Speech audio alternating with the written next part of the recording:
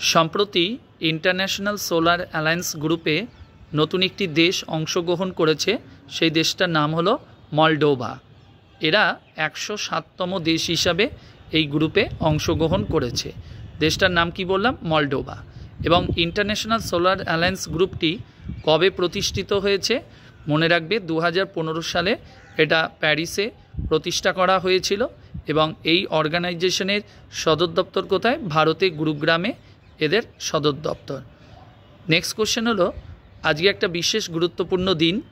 এই দিনে সারা পৃথিবী জুড়ে ওয়ার্ল্ড এলিফ্যান্ট ডে পালন করা হয় এবং এই দিবসটা 2012 সাল থেকে পালন করা হচ্ছে।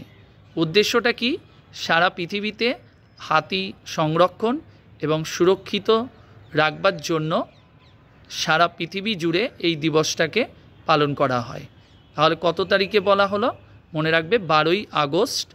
এই দিনটাতে সারা পৃথিবী জুড়ে ওয়ার্ল্ড এলিফ্যান্ট ডে অথবা ইন্টারন্যাশনাল এলিফ্যান্ট ডে পালন করা হয়।